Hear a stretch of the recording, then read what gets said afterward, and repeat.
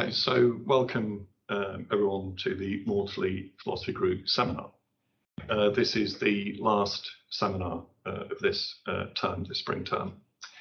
And I'm very pleased to introduce Gareth Owen, Dr. Gareth Owen, who is of course a trustee of the Maudsley Philosophy Group, has really been involved with it centrally since its inception some years ago. So Gareth is a consultant psychiatrist and reader in mental health, ethics and law. And today he's going to talk on the topic of what is formulation in psychiatry. So Gareth will speak possibly for up to an hour, sometime between say 50 minutes to an hour, and then that will give us an opportunity for discussion, which will be for until 7:30, unless we're so compelled to continue that we will do so for a bit longer. So just a few suggestions, ground rules, if you like. So during the lecture, we're using this hybrid system in HiFlex system, so people are joining online and also people are in the room. So what I'm going to suggest is that when Gareth is giving the lecture, that people could mute themselves remote and also turn their cameras off. And when it comes to discussion, then invite people to turn their cameras on, bearing in mind that this is recorded and will be on the internet. So if people wish to remain visually anonymous, then of course they wouldn't put their cameras on. Questions can be asked either in person or in the chat function. Okay, so a few ground rules there. So at that point, I'll hand over to you, Gareth. Okay. Yeah, I'm going to address this question: what is formulation in psychiatry? It turns out it's quite a difficult question, so we'll see how far we get with it. So I want to treat this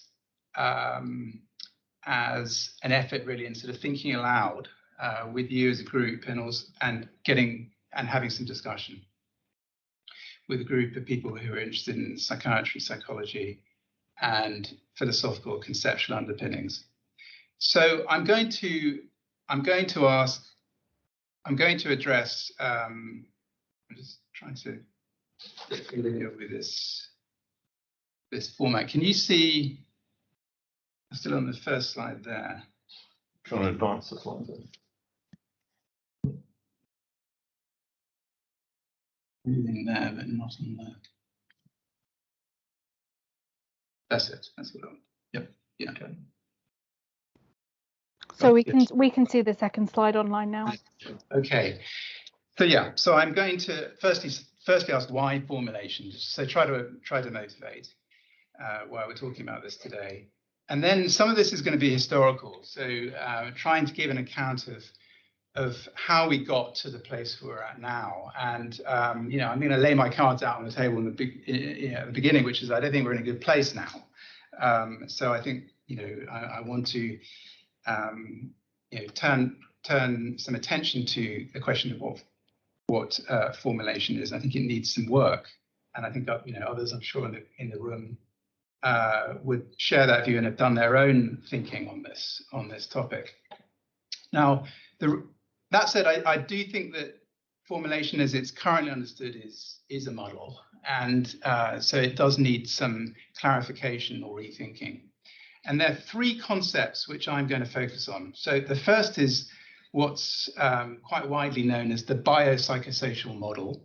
Okay, and I'm going to give an account of what that is, but also suggest that for it to be clarified, we need to link it much more clearly to concepts of causation. The concept of the diagnostic hierarchy I'm going to discuss, which has very much gone off the agenda, I think, in terms of contemporary psychiatric thinking, and suggest that really the underpinnings for that are actually quite likely to be ontological, and so that's going to stretch our thinking and take us into tricky areas of philosophy. And then I'm also going to address this concept or idea of verstehen, which has got this long history mainly in German philosophy, and suggest that really it's best that for verstehen we have a pretty broad phenotype, really, and that we understand verstehen essentially to mean or to capture expressivity and intentionality generally. And I'm trying to I'll talk about how we can get clear on what that's trying to capture. And then some discussion. I mean, at the end, I'll try to bring it to actually back some cases just to help us remember that ultimately, the process of, or the business of formulation is about practical psychiatry. Now, that really, in fact, was my starting point with this.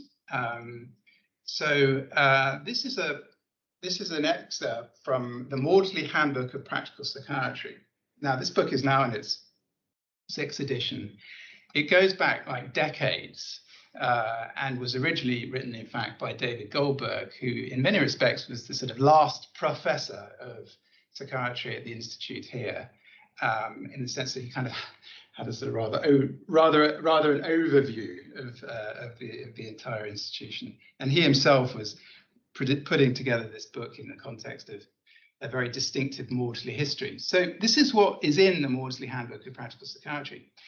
So when assessing the same patient, 2 experts may produce 2 similar summaries, but 2 different formulations. This is the fundamental difference. A summary is descriptive, whereas a formulation is analytical and evaluative. Formulating a case with clarity and precision is probably the most testing, yet challenging and crucial part of a psychiatric assessment. So the Maudsley Handbook of Psychiatry sets this sort of huge challenge, really. I mean, this is meant to be a handbook. It's something you carry around in your back pocket. And really what's being said here is that on the one hand, it's dangerous because it can create noise or disagreement. But on the other hand, it's the most crucial part. And presumably the reason is because it's evaluative. It's essentially trying to get you to a place in the psychiatric assessment where you have best understanding and best action. But from the very beginning, it's set up as somewhat dangerous.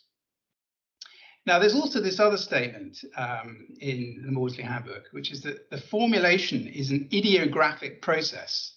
This means that it includes the unique characteristics of each patient's case.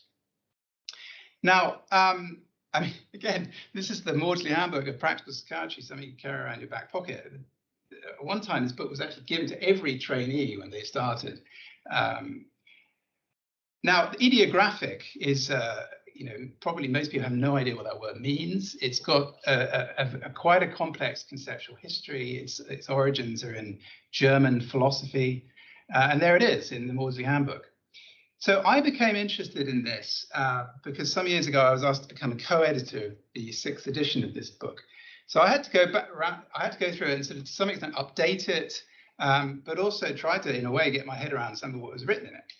And I found that actually to be that this stuff on formulation was particularly stimulating, but also that it was, in a way, somewhat unclear what we do mean by formulation. So that was a stimulus for me. Now, the origins of formulation, so this is sort of history really, are important, I think, to understand. So it goes back in the well, certainly in the 20th century history of psychiatry. And an important early figure is Adolf Meyer. So Meyer is a Swiss psychiatrist who emigrates to America and founds really a whole school of psychiatry at the Johns Hopkins. He's active in the interwar period where he's president of the American Psychiatric Association in 27-28.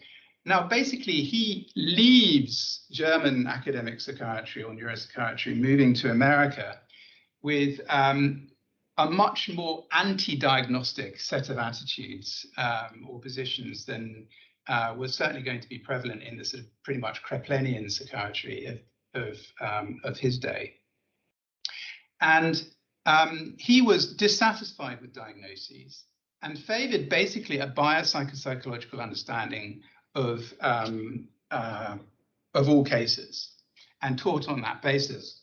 So he used the language of psychobiological reactions. And for him, the chief method was the so-called individual life chart. So essentially what he taught his trainees to do was to, in approaching a case, assembled a very detailed history of that individual from the moment of their birth all the way through to the present, and to outline on a kind of year-by-year basis all events that were significant in terms of understanding the psychobiological reaction, as it were, in front of you, i.e. their present symptomatic state. Now, this was quite a big sort of conceptual breakthrough in a way at the time, because it was asking people to kind of collect information across a whole range of domains. Of course, you know, the main ones here being biological, psychological, and social. Now, Aubrey Lewis, who founded this institute, trained under Mayer, went to Johns Hopkins, and so you can see that there was an influence or a carry-through of this individual life chart approach. And indeed, a lot of the trainees, you know, Derek, you know, you were sort of almost saying this earlier, that when they started, it would collect huge amounts of information, historical information on individual cases, and that was expected to be presented and documented in the case notes. But of course, from that massive information, you have to select out what's relevant. And in this respect, Mayer was always on shaky ground, because he was not really able to give clear indication about what the causative factors or the relevant factors were. It was just like a massive information. And ultimately, when pressed on this, Mayer really just had to kind of say that you select the relevant factors from the individual life chart on the basis of common sense. Okay, so this went further, really very much more overtly now under the influence of psychoanalytic influence in the US. And an important figure is Carl Menninger, who introduced this notion of individual formulations. Now, this was a much more expanded and extended concept. So here, the history taking and the formulation was aiming to encompass every facet of the patient's being and life experience that brings them to this symptomatic state. So very expanded. And the Menninger family itself was very expanded in the sense that it had its own foundation. It set up the largest psychiatric training center in the world in the 40s, 50s in the States. And so this approach, which was very influenced by psychoanalytic and systems theory, really came to form post-war psychiatry in the States, which of course was very powerful and therefore became hugely influential on the structure of DSM.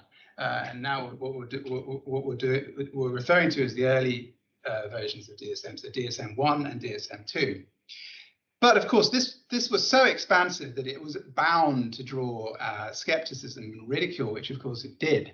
So various sort of eminent psychiatrists have referred to it variably as heuristically sterile or completely, you know, or just simply too muddled for the examination room. So it's been controversial. Now, another important figure in this history of the biopsychosocial model is George Engel, and this is the paper. So it was published in Science in 1977. And Engel was a liaison psychiatrist who was interested in psychosomatics. That was basically his position. And this paper has been very influential indeed. But it's interesting to ask why, because actually, if you read it, it's a highly complex paper. There's all sorts of things going on in it. And in a way, it's a little bit like, if you ask what was really Engel trying to say in this paper, it's a bit like trying to nail jelly to the wall. But there are some lasting points to it. I mean, it has been influential. And I suggest actually that its lasting points are mainly philosophical, in that it's making the case for anti-reductionism in medicine, not just psychiatry. This is across the board. He's, as the title suggests, trying to replace or create a new medical model. So it was anti-reductionist, anti-dualist, and it was a plea for holism, essentially. And it was something which should be expanded across all medicine. So the biopsychosocial model, with oftentimes with some sort of references to Engel, get taught in medical school. So this is before medicine is subdivided. This is considered to be a general model, but often, as we were talking about earlier, taught in medical school and not referred to ever after. Okay, so now another important thing here, which I think is different, is this. And this will be familiar, I think, to a lot of clinicians. And it's the biopsychosocial model in the sense that it's splitting up the three domains of the biological, the psychological, the social. And it's very explicitly talking about causation. So the language is of predisposing factors, precipitating factors, perpetuating, and then what is sometimes added, protective. And so you can think of these as etiological factors or causal factors across all of the three domains rather, and that rational treatment or intervention should be linked to these causative factors. So particularly if one of them is reversible, essentially. So treatment or rational treatment is about trying to reverse one of these causes. Now, this is sort of, I mean, I was taught this, and various points in my career I've tried to use it.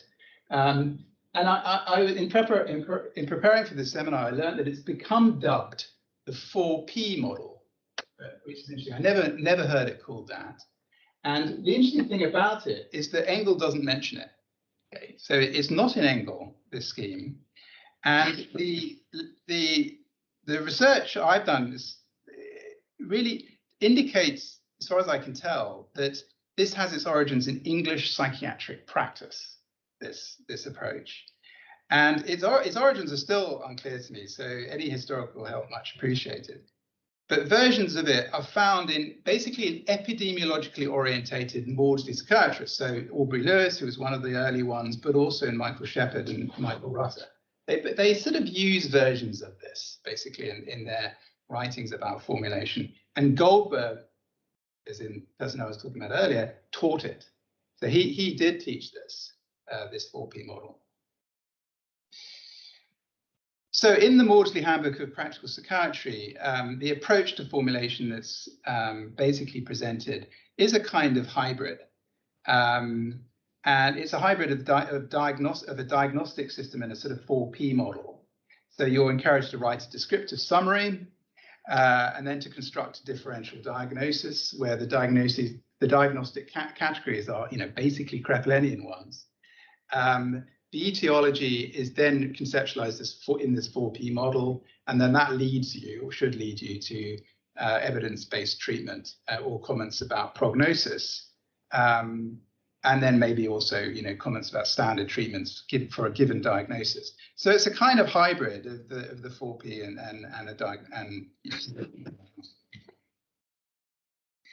So what about this term idiographic? So this is as I said, is in the handbook. What does it mean here?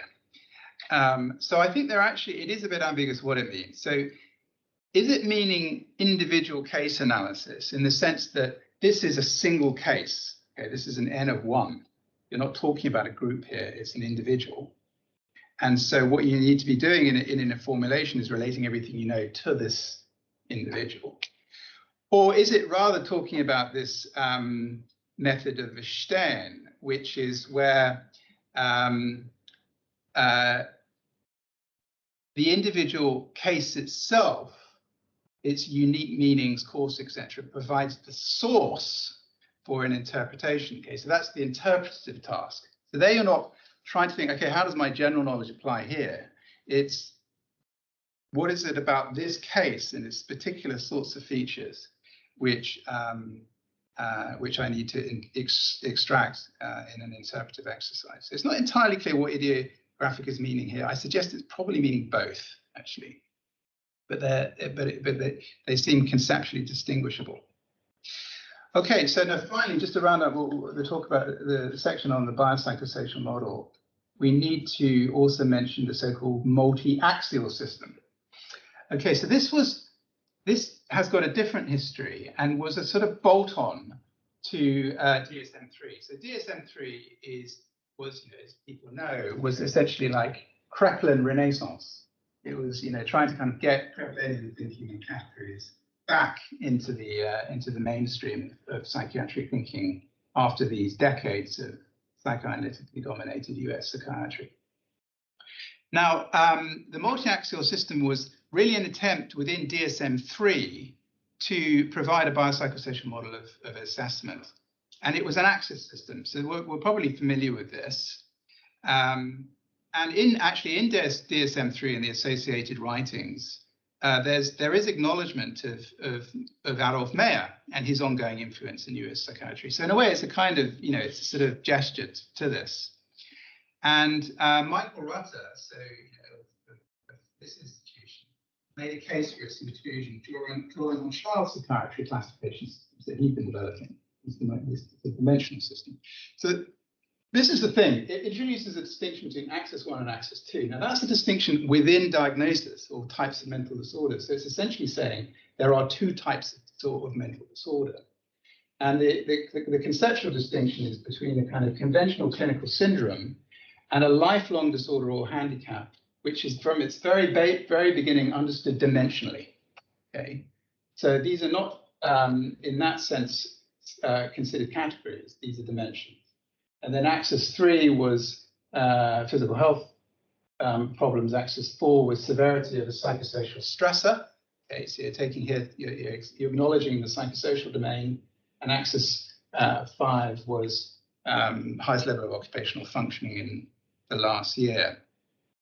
So what's important just to note here is that this axis 1, axis 2 distinction introduces a diagnostic hierarchy. And we'll come back to that concept later. So where are we now? So of course, where we are is DSM-5. And one thing that hasn't been often discussed, or I think noted about DSM-5, is that it scraps the multi-axial system. The multi-axial system is not in DSM-5. And so, all gestures, as it were, to the biopsychosocial model have been removed, except for a new section which is on cultural formulation, which is in DSM-5. But of course, that's not diagnosis related. Now, how do we speak of formulation now? Well, cognitive behavioral therapy speaks of formulating a case. So here is, would be an example, a kind of sort of standard example of anxiety. And here, the cognitive behavioral formulation aims to basically bring psychological or understanding of cognitive behavioral mechanisms into relation to a symptom using box and arrow diagrams. And of course, we talk about formulation still in psychoanalytic psychotherapy. And this involves linking personal development history to ideas about unconscious dynamic mechanisms and conflicts. And that's typically done in prose form, actually. There's not, psychoanalysts don't use boxes and arrows, they write out. Okay, so I suggest that we need to rethink. And the reason for this is because if you look at these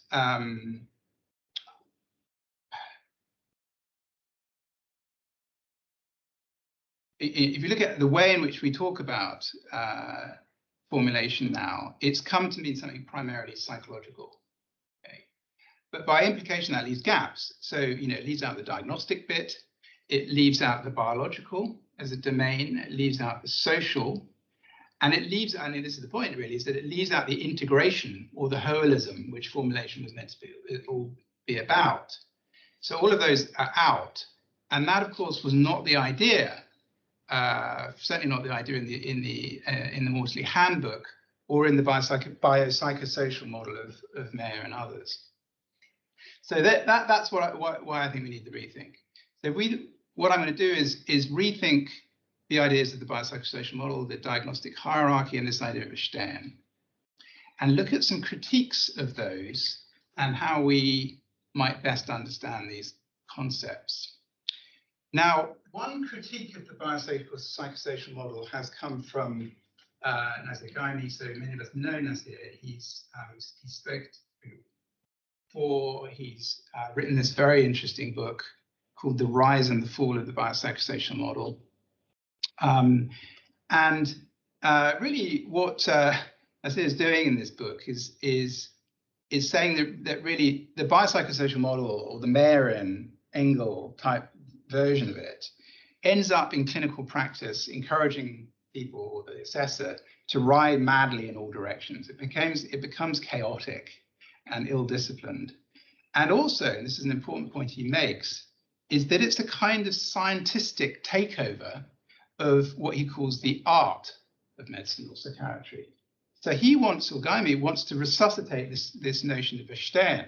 He wants to free it from the grasp of Engel and the system theorists. And he wants to incorporate this within, as it were, the art of psychiatric or medical practice rather than the science. Now, this is a book that's written from the US point of view. And the interesting thing about it is that it doesn't address this 4P model that we talked about. So this kind of rendering of the biopsychosocial model, which is much more causal in its structure, isn't part of Nasir's critique. Now that's an important omission because, of course, there's been some extremely interesting recent philosophy of causation that's relevant to this 4P model, so this causation model. Now, there's not time to go through this all now. A lot of it's technical, but there are two areas of philosophy of science which I think are very interesting. One is James Woodward's theory of causation, which is an interventionist theory of causation. And essentially, James Woodward being a philosophy of science, typically taking its kind of point of departure from physics, is saying, look, we need to be thinking of causation purely in terms of making a difference in the world. And there are a whole load of levels on which you can make a difference in the world. And so if you're a physicist reading that, you think, well, no, you've got to try to get it back, to the fundamental physical processes. But of course, if you're a biopsychosocial theorist reading that, you think, great, this is what I've been thinking all along. But of course, and then there are various other developments here, such as Nancy Cartwright's very interesting work on why physics is not the sort of thing to always be aiming at, or how the causal structure of the world is what as she calls, dappled. So the other interesting area has been within psychology, and the thinking that's been done around non-reductive structures. So here the idea is that, okay, what psychiatry is looking for is a causal structure, but it's dealing with messiness, it's dealing with complexity. But really, what you need here are complex causal models which are fit for making a difference. And so whether you're drawing on biological intervention, psychological intervention, social intervention, the key question really is which of them makes the most difference, or which combination of them. So this is a pluralistic concept of causation. Biological variables not necessarily, they're primary, and predictive models drawing potentially from across all of the domains. So Kenneth Kendler has done important work in this area. Derek Bolton, who's here with us now, has just written a book. Really, Derek can correct me, but I think it's making a case for a pluralistic concept of causation. And then, of course, statistical modeling is actually ultimately indifferent to whether variables are biological, psychological, or social. So you can create structure the general linear model in statistics. It doesn't matter. You can put in your variables can be from across those domains. So there's no reason to think that we can't make advance with pluralism of causation. And the key characteristics of this are just the conventional ones. It's about intervention. Causal explanation is an explanation which allows you to make an intervention, or to predict something, or to subsume under a general law, and that's what's oftentimes called nomological, and is contrasted to this idiographic. So the first suggestion I want to make is to restrict the use of the term biopsychosocial model to the 4P model, causal model. Okay, I think the other versions of it are muddy. Okay, so if we're going to use this term biopsychosocial model, I think we should be clearer that this is what we're taking it to mean, and also link it to this non-relapse hospitalization. Okay, but here is a problem, and I'm going to call it the G2I problem, or the general to individual problem. We've already kind of mentioned this. Now, this term is actually co-opted from law, and it reflects this issue of how a court, which is all about judging an individual case, interprets evidence, scientific evidence, which is about groups. Okay, so how do you go from groups to an individual? That's G2I. And of course, formulation is case-based. It's about the individual. You're not in formulation just summarizing general laws. You're talking about this person here now. And but it's important here to note that the G2I problem concerns the logic of judgment. So this is different to verstehen, as I think we'll go on to see. But there are techniques to learn here about how you do this logic of judgment. So where how you go from the general to the individual. So I mean, one obvious thing would be to have the habit that if you're trying in a biopsychosocial 4P type formulation to see whether or not some general statistical cause at group level applies, such as social stress and mood, you need to know that the social stress is actually present in the case. So you've got to really be able to sort of say that, yes, there is social stress present in this case, and it may be a relevant cause in science. And then there are, of course, other things like concomitant variation, where in that individual case, you can,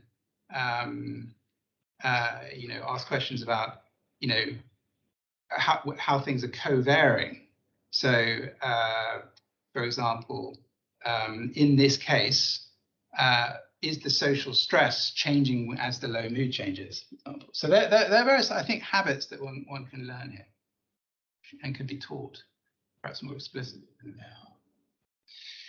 Right. So those are some recommended or some suggestions on biopsychosocial model. So what about the diagnostic hierarchy? So we said that there's this one version in the multi-axial system. This is the axis 1, axis 2 distinction. Now DSM's removed that, and the manual itself, I mean the book itself, if you read it, has really removed all trace of the diagnostic hierarchy. So it's not just the axis 1, axis 2 distinction, but it's also the chronological sequence of the chapters. So if you look at ICD-10, the way in which those chapters are organized follows basically a diagnostic hierarchy. You start with organic, and then you move to sort of stress-related, essentially. DSM doesn't have that structure. DSM-5 doesn't have that structure. So in removing making these changes, DSM cited a lack of empirical evidence. It's not entirely clear what that evidence was, or indeed how empirical evidence would bear, at least directly, on what looks like a distinction of kind or concept. I mean, this is a distinction of kind. And I mean, I think probably the more persuasive reason it was gotten rid of is because DSM or access to disorders were used in a rather judgmental way in practice. You'd say, oh, well, this is an access to problem, meaning this is a personality disorder or behavioural problem, which isn't really part of core psychiatric concern. And that gave rise to a kind of, I think, a sort of a moralism which was somewhat objectionable. So that, I mean, that may have been a reason, but that certainly wasn't sort of explicitly stated. And the upshot is that DSM-5 now has a structure which is diagnostically flat. So let's rethink, and here this is what I suggest we need to do is recall accurately what the concept of the diagnostic hierarchy was or is. So what is the diagnostic hierarchy? So it was a response to the excesses of unitary psychosis. That's really what it was. It was a response to the idea that we're all a bit mad, basically, is essentially what it was doing. Its origins are in clinical psychiatry. So it's Carl Baum, Poirot Kreplin, Carbon, who used the clinical method to capture syndromes like catatonia. Poirot, he really gave the first kind of clinical identification of what we now call bipolar. And Kreplin, of course, with his fundamental nosological contributions and his distinction between manic depressive insanity and dementia precox. But actually, it was firstly distilled out, at least clearly, by Karl Jaspers and Kurt Schneider. So this is the sort of so-called Heidelberg school of psychiatry. Karl Jaspers, of course, being a philosopher, or became a philosopher. So this is what it is. Okay. There are three groups. Group one are common mental illnesses. I mean, I'm sort of changing some of the language a bit here. Common mental illnesses, personality, intelligence, and reactions to stress. Now, these are conceptualized as variations of human nature. Okay. They're thought to be inherently dimensional, that they can present and take clinical forms. The other big group was group one. So this is physical illness with psychological consequences, what we now call organic psychiatry. And then the group two was schizophrenia and major affective disorders. Okay, so that was the diagnostic hierarchy. And its simplicity as a scheme is in such marked contrast to the almost sort of 400 diagnostic entities in DSM-5. And arguably, it remains true to how experienced clinicians think. Now, these distinctions are distinctions of kind. So group one includes the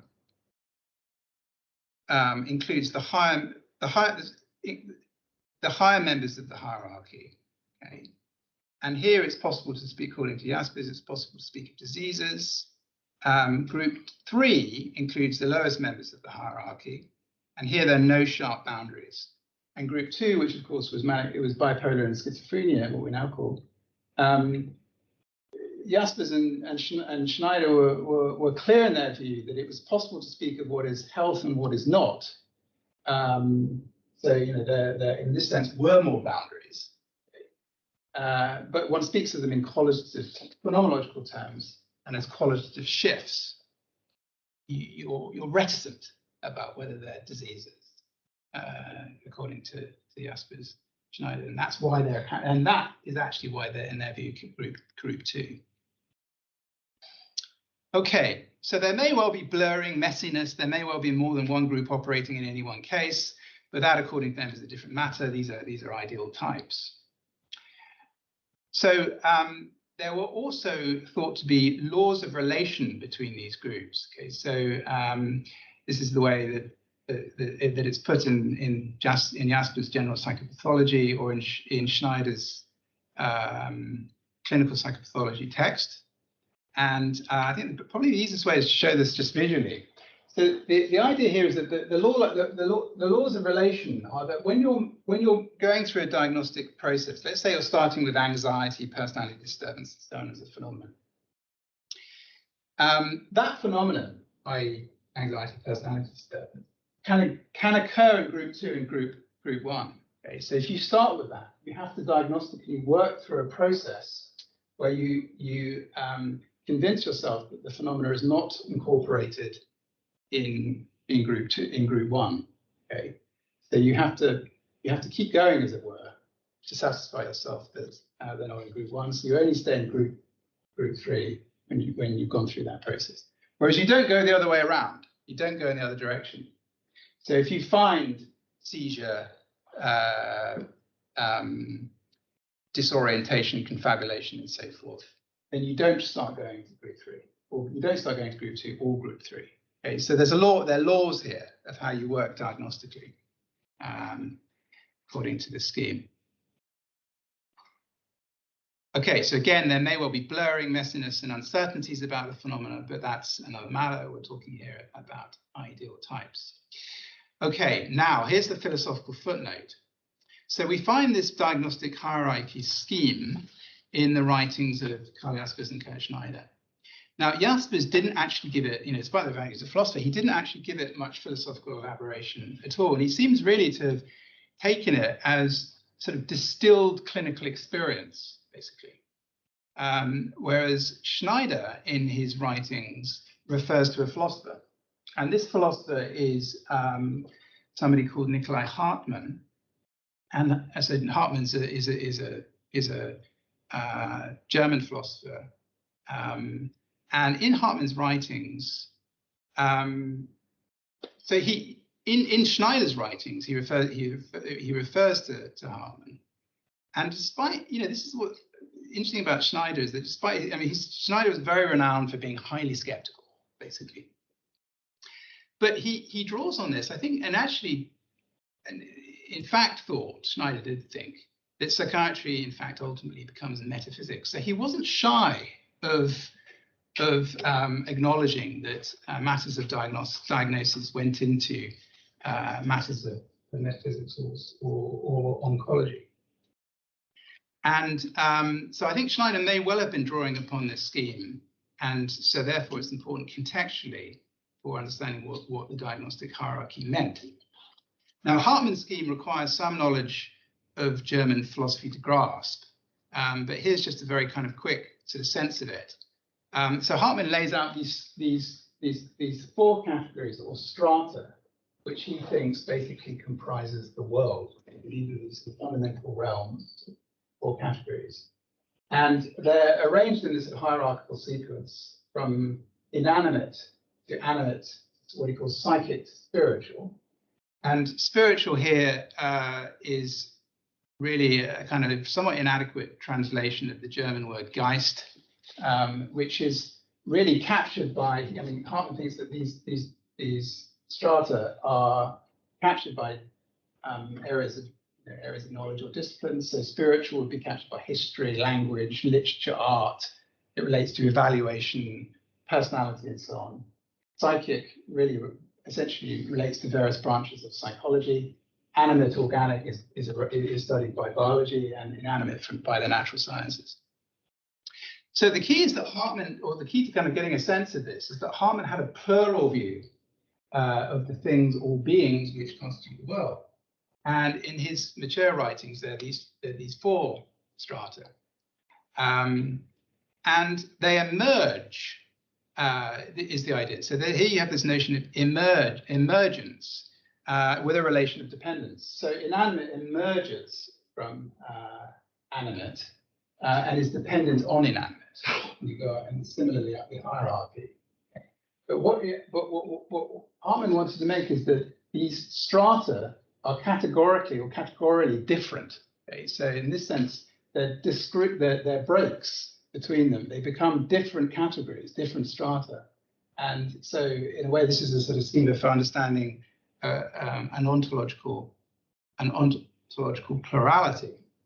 Now, he thought that all of these strata, including the relations, manifest in the human being. Okay, so the human being, he thought, this is quite typical of German philosophy, he thinks that the human being is sort of considered sort of anomalous, or kind of rather unique in a way, in that it incorporates all of these different strata or categories. It's a kind of heavy weight to bear to be the thing in which everything is kind of coming together. So the human being is essentially plural in this sense. And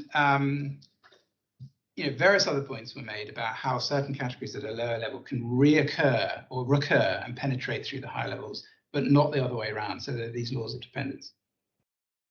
Right, so that's the philosophical footnote. So back to the Asper Schneider scheme. So I think the important thing here to understand, if we're to make reference here to ontology, is that the diagnostic hierarchy is not referring to an empirical hierarchy of symptoms. Now, in Anglo-Saxon psychiatry and psychology, the hierarchy or the diagnostic hierarchy has been understood in that sense. So Gerald Fools, who was a clinical psychologist, thought there was a diagnostic hierarchy of symptoms in psychiatry. But in his scheme, he excludes organic psychiatry. And he relates, as I said, symptoms. So that what he was after really was a picture whereby all patients with psychotic disorders would have anxiety symptoms, and all patients with neurotic symptoms would not have psychotic symptoms. But that's not what Jaspers and Schneider meant.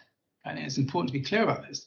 Schneider was referring to a diagnostic process which aims to clarify the predominant strata of the human being that's affected psychopathologically. And you most definitely want the organic strata in that.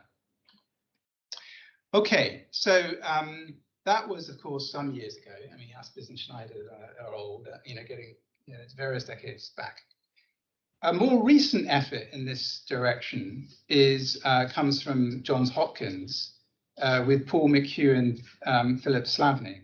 These are psychiatrists who developed a whole approach to really teaching psychiatry, and this is kind of put together in their book, The Perspectives of Psychiatry, from the late 90s. And so people, they're people who've gone through Johns Hopkins will talk about, being trained like this. And McHugh and Slavny talk about, this is their sort of heartland. Emergent features or sets of mind-brain form levels. So here you've got them. There are 4 of them. The first is the sort of basic one, which includes, and here they're now talking about mind-brain relations, such as consciousness itself, other sort of aspects of faculty psychology and so on. And there's a self-differentiating set that includes individuals' characteristics like intelligence, temperament, maturational stage, inherently dimensional in their view. The teleological set that encompasses features of mind that organize and inform goal-directed behaviors such as appetites, drives, and so on. And then this intrinsic or experiential set, which is much more interwoven with social networks and culture and so forth. And so what they do is essentially relate these levels to diagnoses. So they teach, as it were, residents to think of diseases as rendered intelligible by level 1. Okay. Learning disability, so things like dementia and delirium, so forth. Learning disabilities and personality disorders are rendered intelligible by linking to level 2. Eating disorders, this is their scheme. Addictions and so on are rendered intelligible by linking to level 3.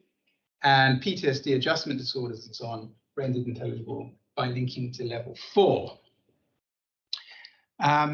So here, McHugh speaks of this process of giving diagnosis an intelligibility of mind-brain level.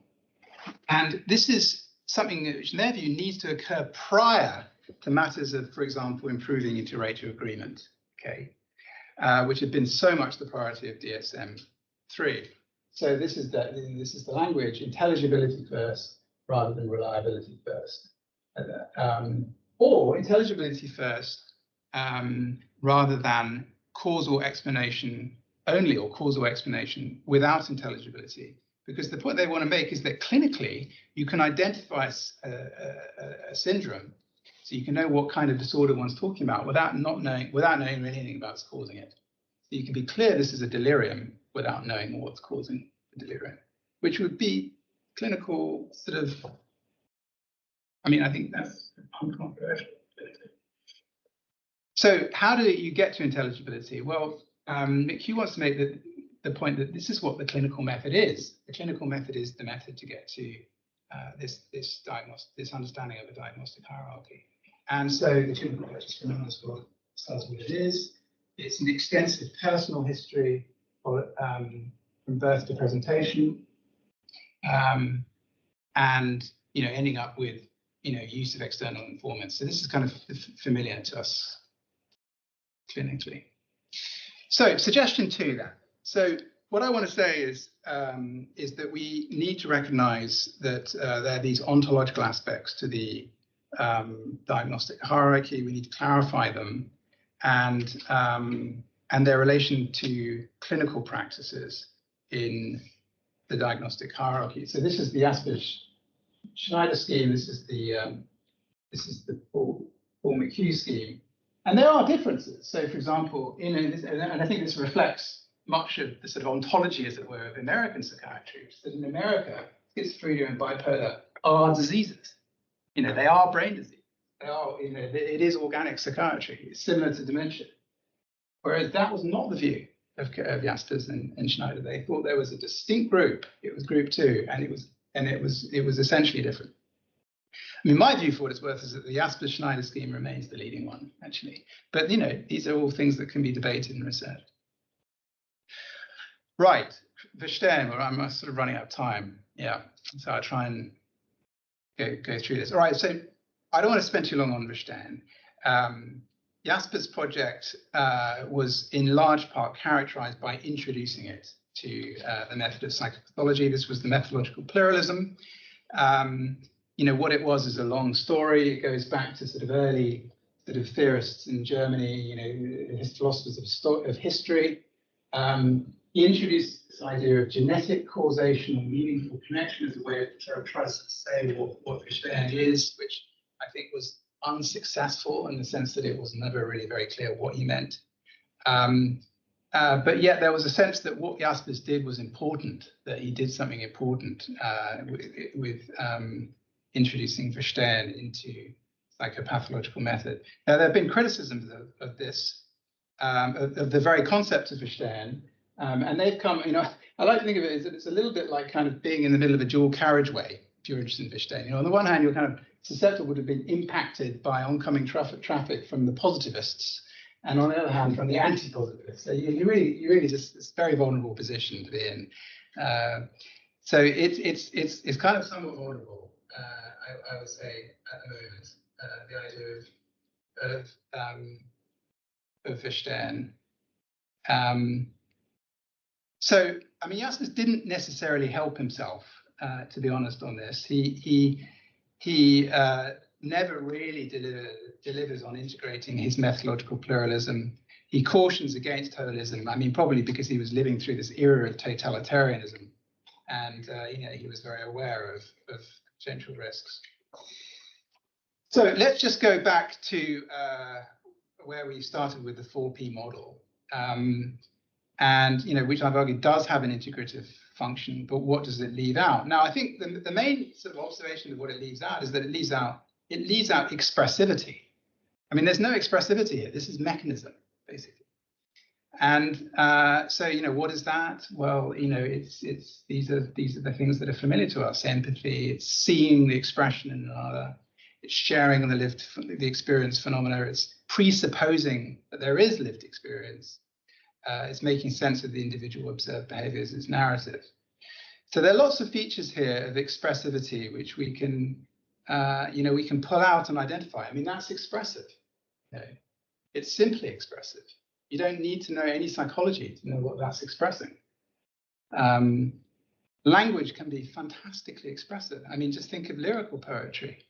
This is Sappho, Eros harrows my heart, wild winds whipping desolate mountains, uprooting oaks. I mean, the power of language is fantastically expressive.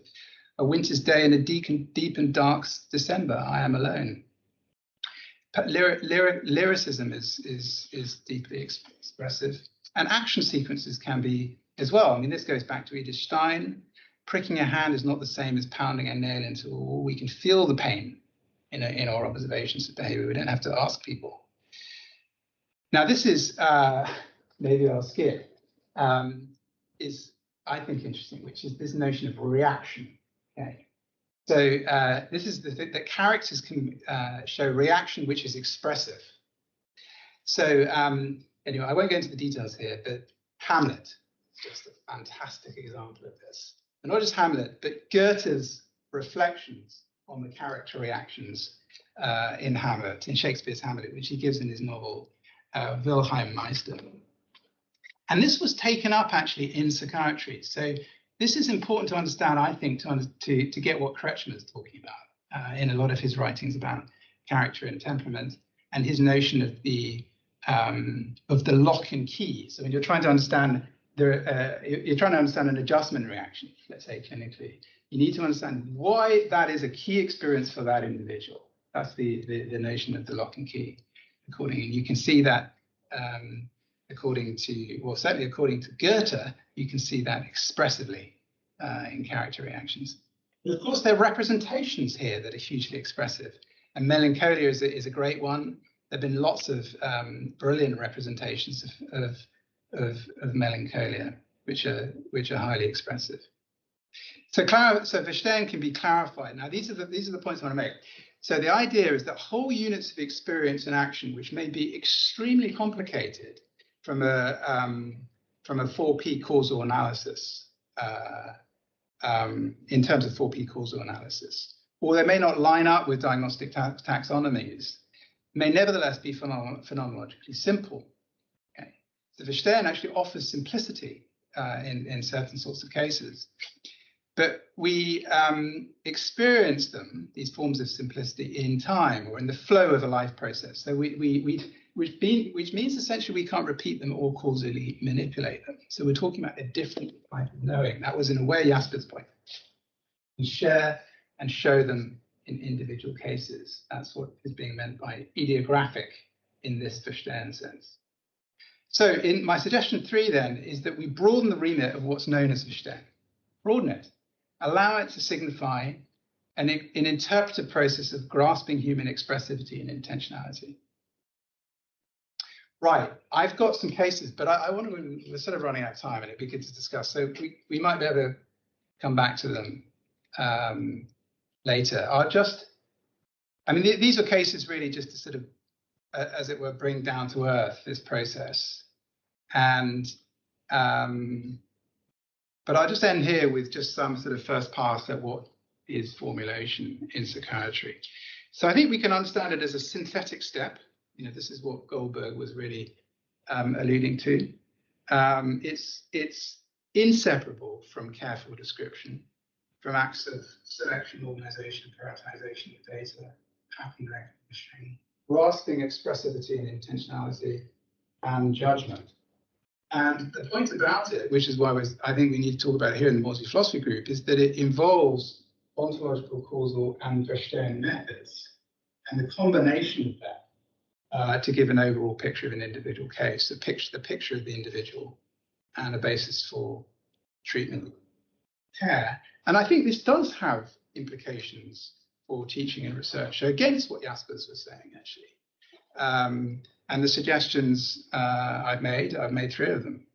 But I think I would encourage this could be an important area of research and teaching for us now, particularly when we're at the point where we've almost forgotten what formulation is.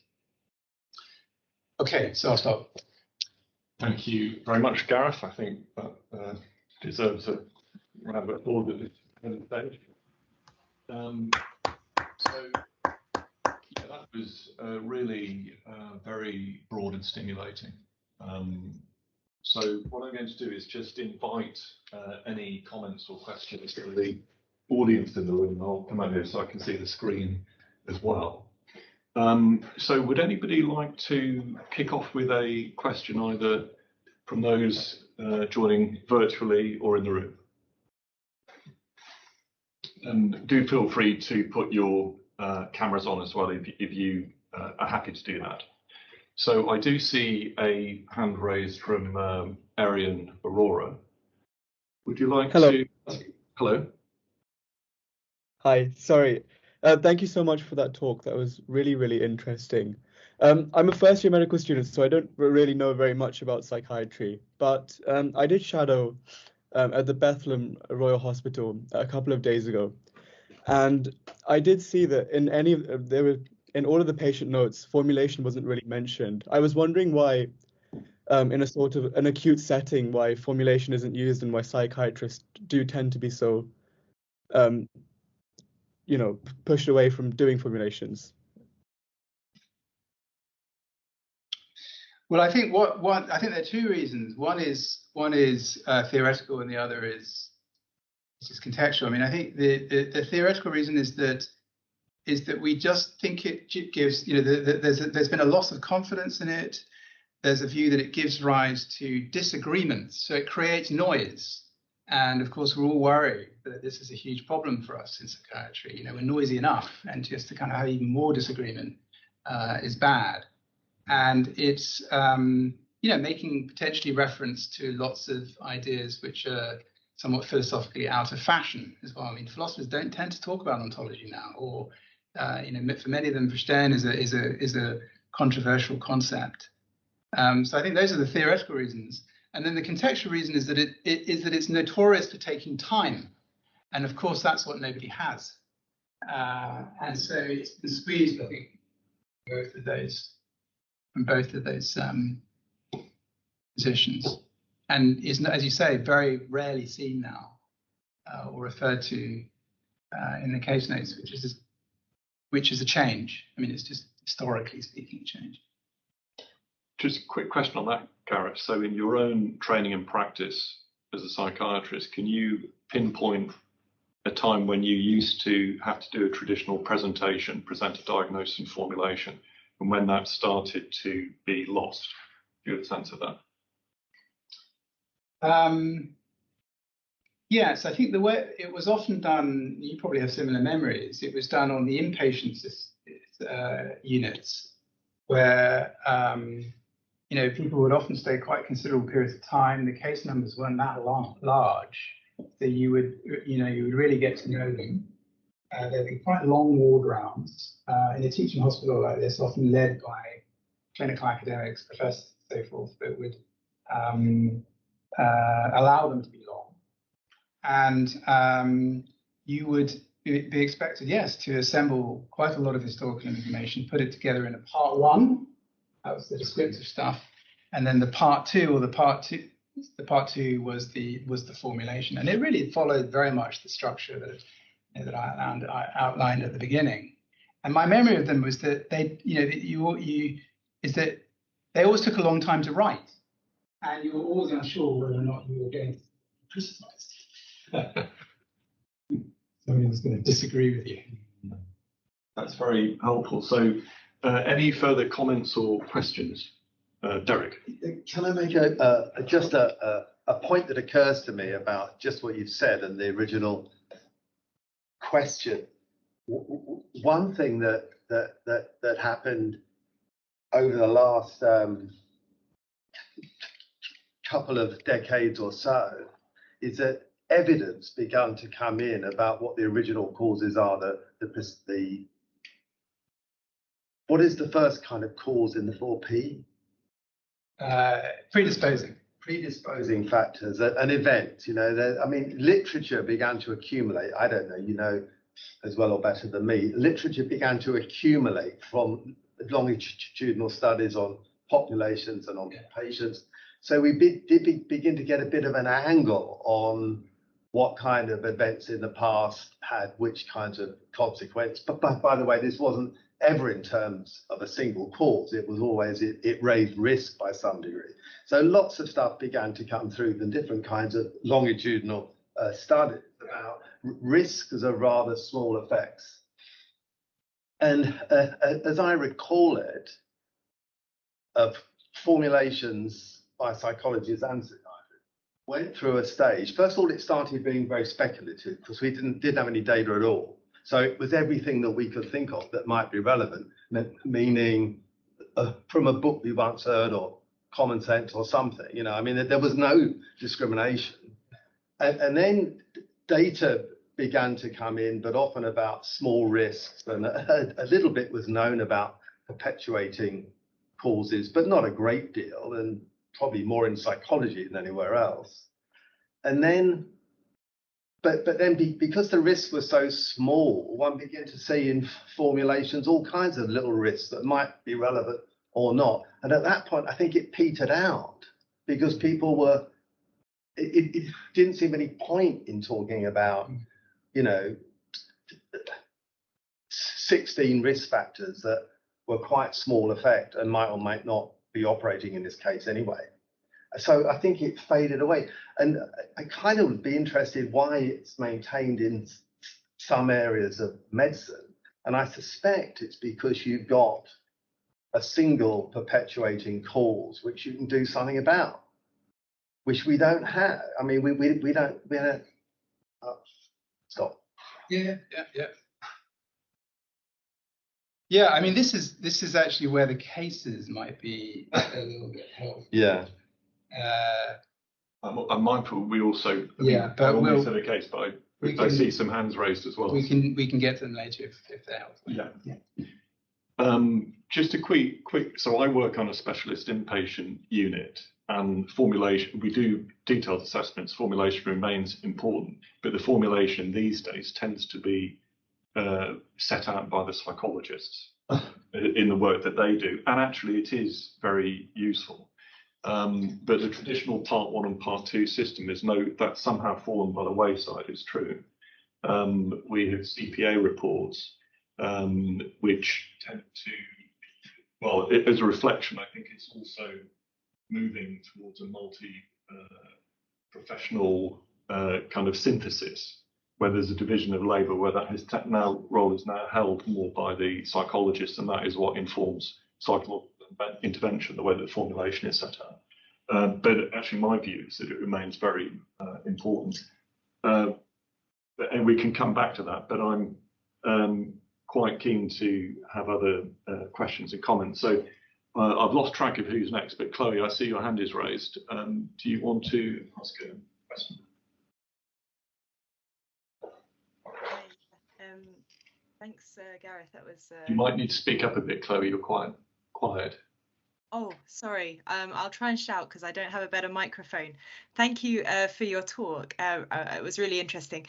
I was wondering, all this talk about causation and also responding to the previous comment about, epidemiologically finding out on a population level, we know that there are many risks for mental disorder, which are quite general and, may not be applicable to an individual. But I wonder whether we're missing out the role of formulation for the patient as a type of sort of biological repair, the sort of narrative repair to an illness that's in some way been some sort of biographical disruption, this sort of narrative medicine approach. And actually, maybe to add to the list of things that we use causes for, I think you mentioned, Gareth, for interventions and for prediction, but also for meaning making for the patient. And I wonder what you thought of that. Yeah, I mean, I do want to, press this point that the 4P model, or this sort of causation-based approach to formulation, is just one aspect of it. If you just try to reduce formulation to that and that alone, you might end up producing something that is somewhat sterile, actually, or in some cases it's just not giving much, like a plethora of very small effect sizes, for example, or so that, but I'm not sure that the kind of narrative approach that you want to push here, or you're raising, is best captured by that 4P model. I think it's best captured by other approaches. One is the diagnostic hierarchy, to recognize firstly what the strata is. What's the level here where the narrative has become so important, and then to understand that narrative, I think you need to understand its expressivity, and you just can't do that with causal analysis. I would suggest you need a different method. Tony, thank you, Chloe. Tony, I see you have your hand raised. Yeah, thanks very much, and really interesting talk, Gareth. Thank you. Actually, I was going to raise a point which sort of addresses what Chloe was saying about the value of a formulation to the patient. That to my mind, it is an integration, it's a synthesis, which creates meaning for anybody involved with the circumstance, including the patient. And so the formulation wouldn't necessarily be a list of minor risk factors, but it might say that you have a brother who had schizophrenia, and that might have affected you in many ways, including some shared genetic endowment as well as your experience. And that might be why you're very worried now that you might be losing your mind. you know, that would be part of a formulation which would include verstehen, expressivity to some extent, as well as sort of causal factors. And it's also part of a biopsychosocial model, even though you're not required to sort of adjudicate which are the key factors and to weight them or quantify them, which I think is the beauty of the formulation. It absolves you from too much detail, but you can put in there what are the important things.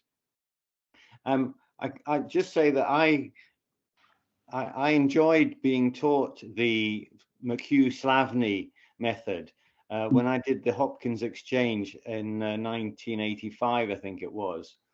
And what I liked about I liked about it was that it was very heuristic.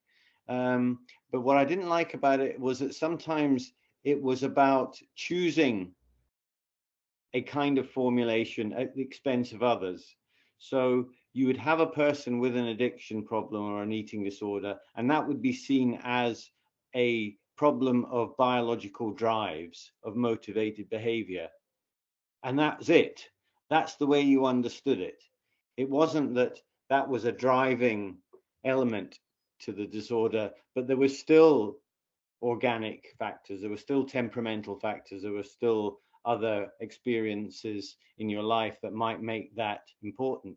So it kind of seemed to run counter to what I had in my mind as a biopsychosocial 4P approach, with all its sort of loose, you know, motherhood and apple pie aspects. So it was slightly reductionist in its own way, which was a problem. The other point was about when did we stop doing formulations? Well, I still do them. And in fact, again, returning to Chloe's point, now that it's automatic, really, that patients see a copy of your letter, of your assessment letter, unless you really don't want them to see it. So it's written with the person in mind. And I think that having a formulation there that's shared between clinicians and the patient is actually really helpful. And it's in a way that a diagnosis isn't, and in a way that the psychologist's formulation isn't sufficiently broad. And so I think I would commend that. And I think there's a little project to be done about finding out how patients actually find it, whether they find it useful, whether they bother to read it, and whether it makes any difference to their future treatment. I'll stop there. Thank you, Tony. Well, just one observation in response to that. So just reflecting, I'm just prompted to think now about the role of formulation.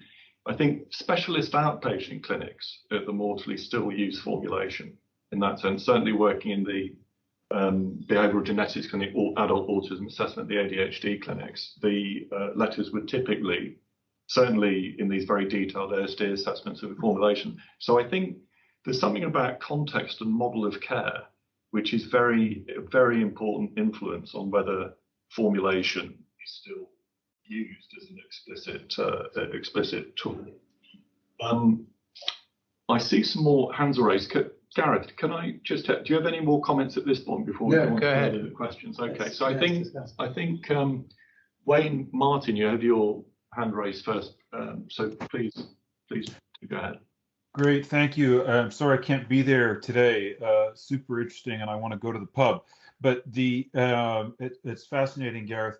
A couple of just leads for you. You're probably already aware, but then also, I guess, a question. The leads, first of all, I think the stuff in the philosophy of history and debates about methodology and history are relevant here. And one concept there you might want to chase up is this notion of colligation.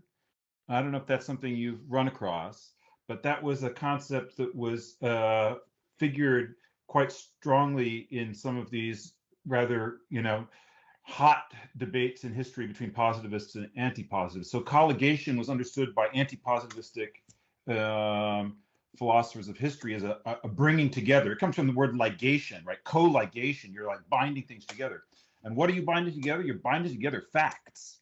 And then, in particular, William Dray. I mean, it has a long history. William Whewell was one of the theorists there, but also William Dray then says that you use colligation to answer a "what is this" question. What is X? Where the answer might be, oh, this is a social revolution. That's his example. Anyway, that's one kind of example. And of course, it goes back to the distinction in Kant between determinative and reflective judgment. So anyway, those are a couple of these. Happy to discuss that further if you're interested. But I guess my question is really about the difference between a formulation and a diagnosis. And specifically, what's the difference between getting a diagnosis wrong and getting a formulation wrong? In the ward visits that I was involved in, I did see people giving formulations, although interestingly, it was always, the only times I saw it was when the consultant was sort of challenging the medical students to perform one. That was the way in which it was coming up there. Although my sense was that the consultants were kind of doing it in their head. They had it in mind already. It just wasn't being done explicitly. Anyway, those are a few questions and comments. Yeah, I think it's an interesting thing about, so I was saying that, yeah, the presenting a formulation, you might, Goldberg's comment that, this is where, you experts will disagree. And if you're, you're presenting it, so you're worried they're going to get it, you're going to get the overall colligation wrong. Why is that different to the diagnosis? I think it must be, well, at least in part, it must be to do with the impact of DSM-3 and the success in some sense there. That it produces improved inter-rater agreements. You've got that's operationalism. You've got the criteria sets.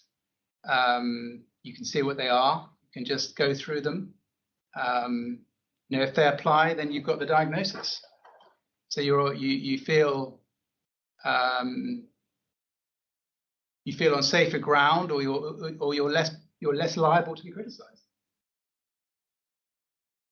Thank you, Robin. I see your hand raised, and you're going on a very pleasant evening perambulation in the park. It looks like so.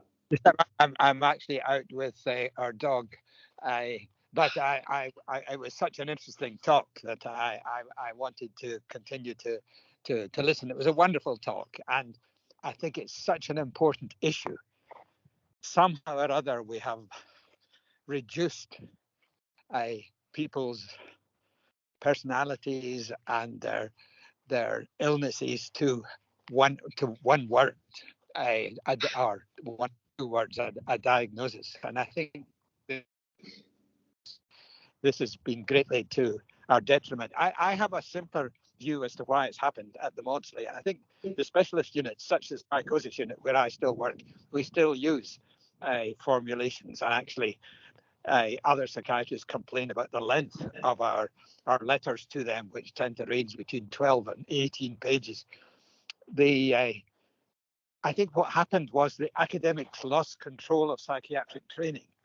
And that became a matter for the Royal College, and their purpose was to get through, not to teach psychiatry, but to get people through the MRC Psych. And also the purpose of the trust, of course, was to get a throughput of patients. And formulations take time. But I think formulations are indeed very important, and they may have a diversity of view and open up discussion. But we can often we're not certain. We're not certain of our diagnosis. So it's good to be open. My final point is that the lack of formulation leaves psychiatry very open to criticism. There is a very anti-psychiatric psychologist called Lucy Johnson, who is very venomous about this issue. She believes she has invented formulations, and she criticizes us very much for not using them. So I think, and I think she's right to criticize us, because, as Tony David said, writing a formulation with the patient in mind, and perhaps taking into account the patient's view, is much more empathic than a cold DSM or ICD-11 diagnosis. So I think it's a pity that we have lost the formulations. And my final point is, Gareth, I would be very pleased if you would write up your talk as an article for Psychological Medicine. Okay, thank you, Owen. No pressure there.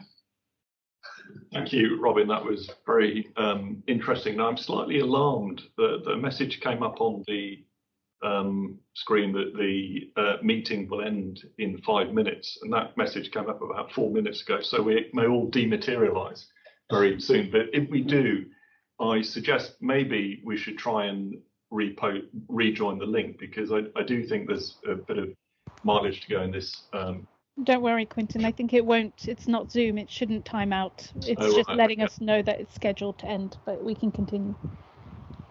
Okay, thank you. So just a reflection to go back to this issue of context within which formulation is or is not used. Just one observation I would want to make is that I do quite a lot of work for the courts, medico-legal psychiatry.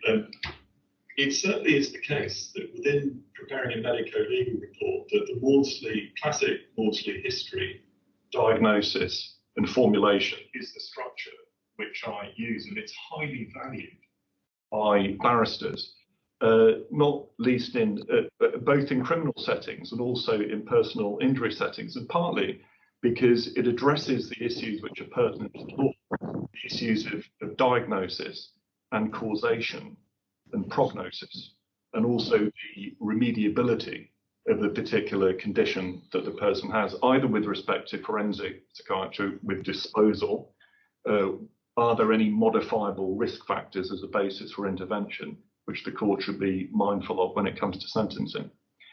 And equally, in the case of personal injury, when it comes to determining causation, therefore fault and compensation. And of course, the compensation issues are extremely important, because often the court needs to make determinations over many decades, in some cases, of people who've been severely injured. And so the question of fault, causation, and the question of prognosis is extremely important.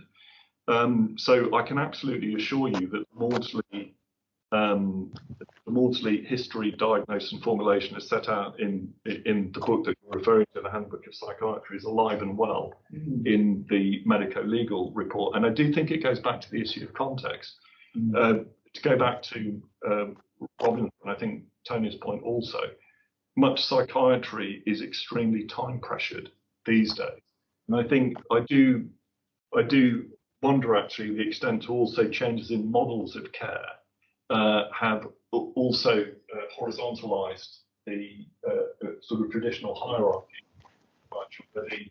So if you're in a community mental health, it's very pragmatic. There's a high turnover of patients, there's a handover, and therefore the distinctive role assigned to the psychiatrist within the traditional inpatient setting is much less appropriate within that setting, because obviously there's also substitutability that different professions case manage people. And so what tends to distinguish the disciplines becomes less important. So there are all sorts of factors, I think, which which have a bearing upon this. Now, I see Christos, I see your hand raised. Sorry, Quintin, if I could interrupt. I think Marcus has had his hand up for quite a while. Sorry, do excuse me. Thank you for that. No worries. So I can't see the actual full or rankings. So Marcus, please do. Sorry, thank you very much. Thank you. It was a fantastic, very interesting talk as well. I'll just make 2 points very briefly. I guess first one, which has been made quite a bit in terms of kind of the widest pressures that affect whether or not one does a formulation. I think the other thing I also like to think of is, when we talk about no one has time, and the fact that the system pressures will have influenced on that. and kind of the potential care pathways. And I mean, I don't necessarily think this happens, but say, for example, if there's a depression pathway, there's not so much use in writing an extended formulation on what this depression means for that person to get referred. Whereas the pressure, is on the clinician to, see as many patients as possible. So yeah, I think there's that side of things that needs to be borne in mind. And that consequent potential loss of the individual element in psychiatry, and particularly the formulation as well, and what that engenders as well. I think that's worth being bearing in mind. The second thing I also want to make a brief mention of is this idea of, diagnosis versus formulation. I will speak of myself as my experience as working in camps. I personally never really got on with the diagnostic model. I think this is for various reasons, but I suspect in part it's because it's very difficult for me to fit my patients into a diagnostic box. And I spent some time thinking about this. I suspect in part it's because they might find it very difficult to, verbalize their emotions. And kind of diagnosis, for example, like in camps, we have this very infamous diagnosis of mixed depression and anxiety, which I think illustrates, for example, how young people find it very difficult to tell, oh, this not really nice feeling inside of them. Is it their low in mood? Is it their anxiety? Adults typically have more insight into their mental state and probably can, talk about that more, and therefore, in that sense, fit into that diagnostic box more. Whereas I think camps, I think there's that one element of it that makes it more difficult for them and us. And I suppose also this other related idea that we tend to do a lot of extended assessments as, we kind of encourage rapport, kind of dig deeper into the mental state over time, and that kind of clarifies things. And as a result, I kind of tend to find that formulations in that sense has a more utilitarian, more practical view for us, because we deal with what you call the verstehen, isn't it? We are describing the psychopathology, and this is what it is. Okay, there's low mood because this social factor. This means refer to social care. Very simplistic model, but for us, for me, that works. Sorry, more comments than questions, but thanks for an interesting talk. Any response to that? Yeah, I mean, I think just one reaction would be that I think on the Jaspers Schneider scheme, they would have as it were an account for what you're describing. So the view would be that the role of diagnosis, and if here what we're really meaning are diseases, really, so the more medical concept of what a diagnosis is, that becomes more meaningful or possible to do the more you move towards this group one. So if you're spending a lot of practice where you're really dealing with group 3 type problems, then diagnosis becomes less useful. You're going to need to use much more 4P model type analysis. You're going to need to deploy verstehen and so forth more in the way you describe.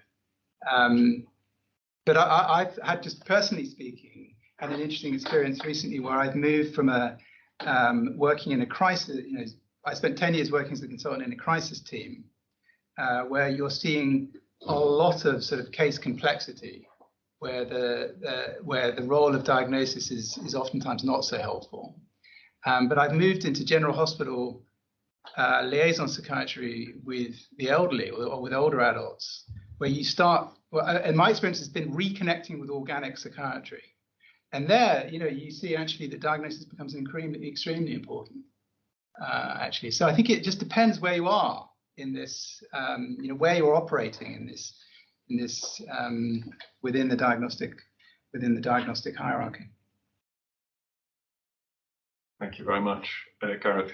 Christos, I believe you're on this, but before, can I just share a quick response to that also, this issue that has come up of both the diagnostic hierarchy and the issue also of causal explanation in diagnosis versus understanding. So it brings to mind a case I saw recently of essentially a triathlete who had sustained a cervical spine injury after falling from his bicycle and was tetraparetic and could no longer exercise. And he was a very psychologically resilient individual, very capable, intelligent, adaptable person, demonstrated across many areas of his life. who was perhaps mildly depressed, but profoundly anguished by his circumstances.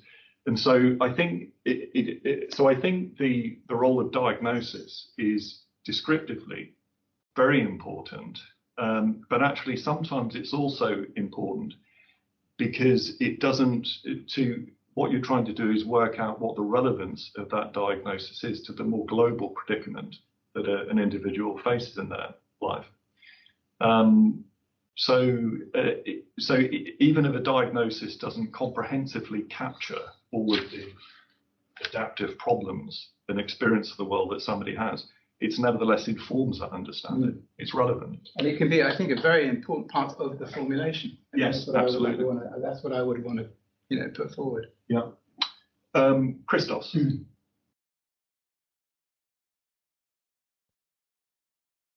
Thanks so much. Hi, I think Elias was also. Oh, really? Sorry, dude, I can't actually see the ranking. So if somebody's before Christos, please. I think Elias has left, unfortunately. I can't see him in the list anymore. So go ahead.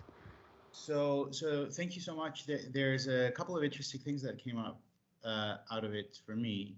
And slightly, a little bit quiet. Can you hear me? Can you hear me better now? Yeah. So there was a couple of things that came up for me, and I think probably the most interesting or controversial one would be to what extent formulation is a sort of a kind of comparative zoology or a comparative psychology, in the sense that the structure of the psyche is is different, or in development one structures one psyche differently depending on sociocultural factors, and in that sense can impact directly one's psychobiology.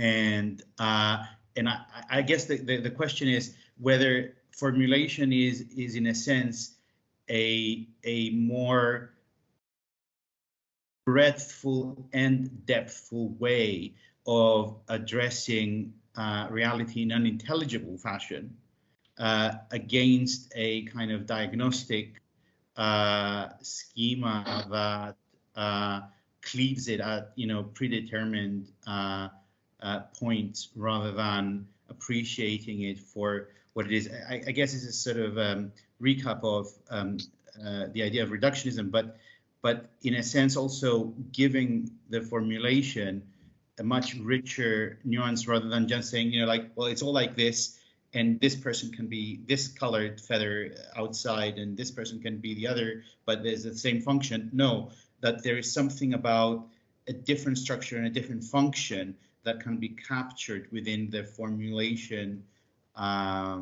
idea. That's my first question, probably the most controversial. So I'll let you answer it. So if you've got any thoughts.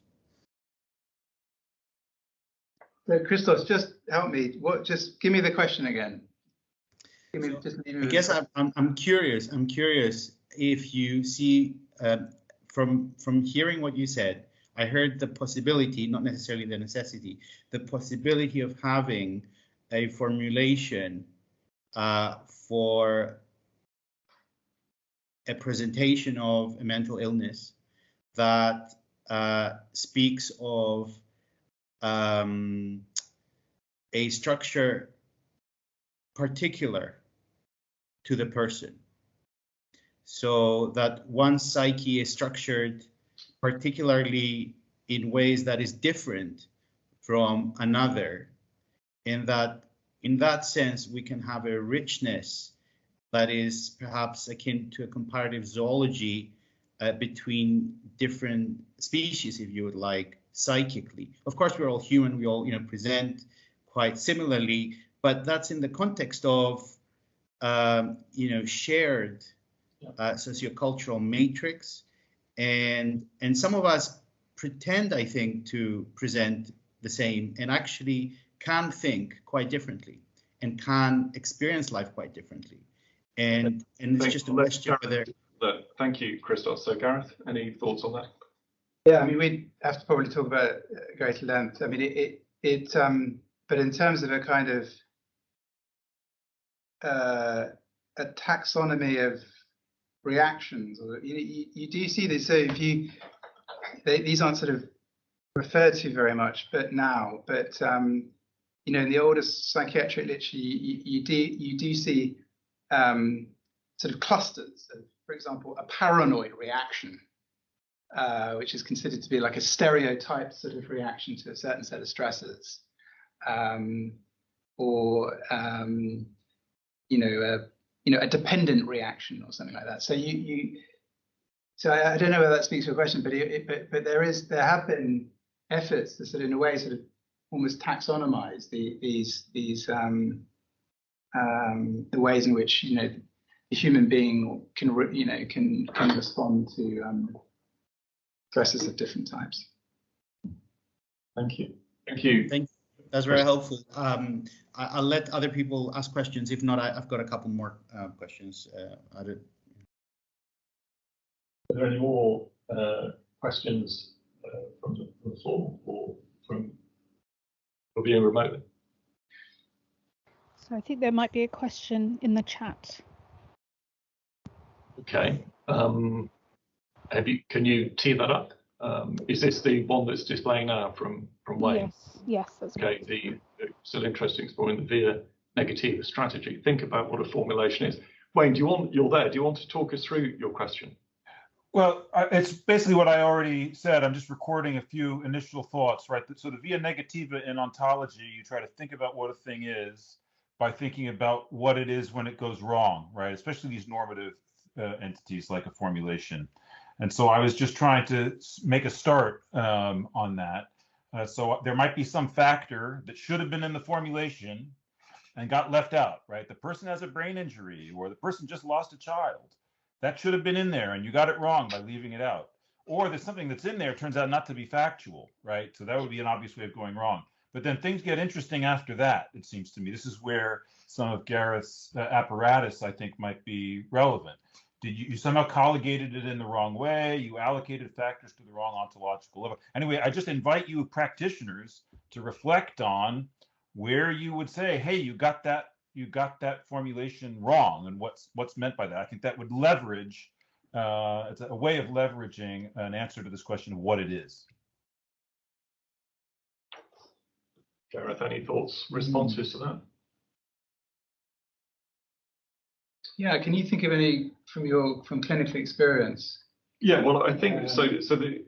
So I think colligating in the wrong way. I mean, you'll colligate in the wrong way. You'll connect facts in the wrong way if some of your facts are wrong. So to go back to point B, so actually diagnosis is important. So if you say the diagnosis you've assigned has quite important implications for treatment. So if somebody is diagnosed with ADHD and they have autism, and you give them stimulant medication and they don't need stimulant medication, then that may not be very good for them, and so on. So in actual fact, the diagnosis is important in terms of delineating not only the sorts of difficulties that people have, but it has implications of causation, it has implications of treatment. So that would be relevant to what you're saying. I mean, another example that may speak to this is, for example, making a series of remarks and interpretations about somebody's character when they're in the early stages of a dementing process. So there you'd be getting the ontological level wrong. You know, you're speaking to personality development, but really what's happening is personality deterioration in the context of a neurodegenerative process. And you know, you can think of a lot of examples clinically where people get that wrong. Yeah.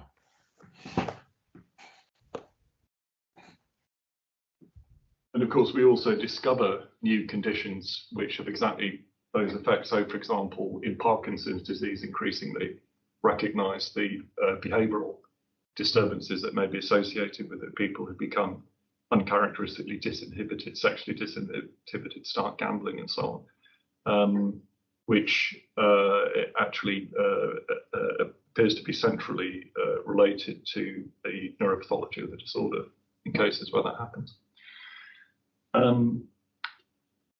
Thank you. So, Elisa, are we missing any more questions before we invite Christos to ask his final question?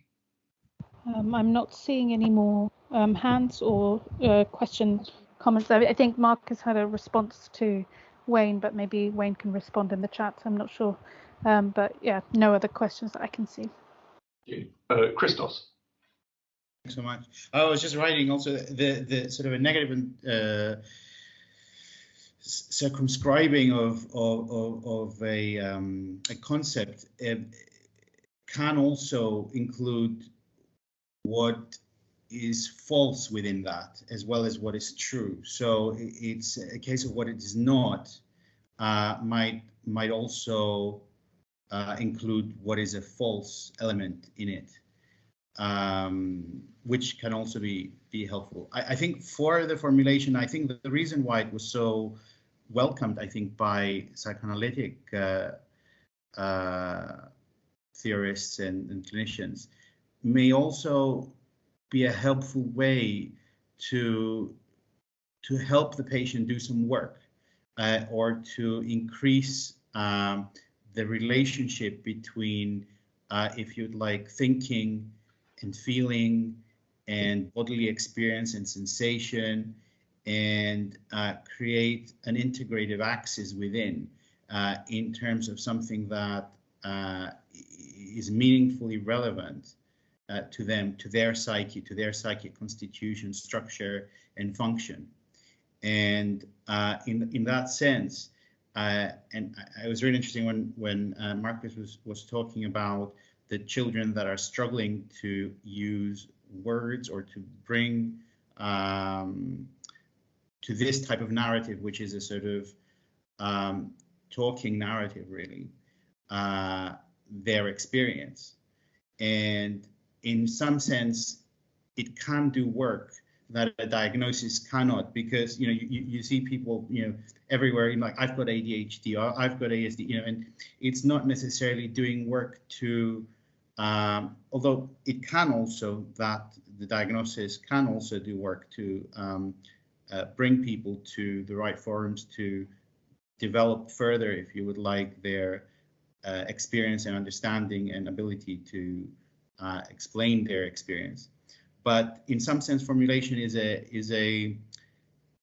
already a better thing from the outset, in that sense. Thank you, Joss. I'm mindful of the time. That's very helpful. Gareth, any response to that? No, nothing. Okay, so thank you. So Gareth, as we move towards the end, any sort of final thoughts, reflections as we conclude? Well, I enjoyed the discussion very much, and it was.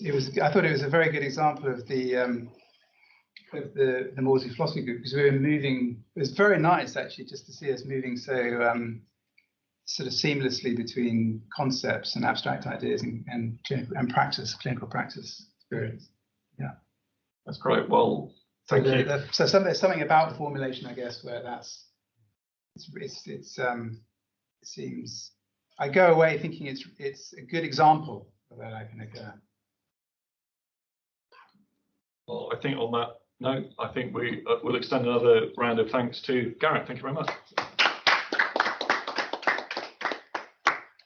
So thanks so much, everybody, for joining. Will be our next meeting, I think, around the autumn. So I'll wish you all a very good summer, and we'll see you again in the autumn. Thank you very much.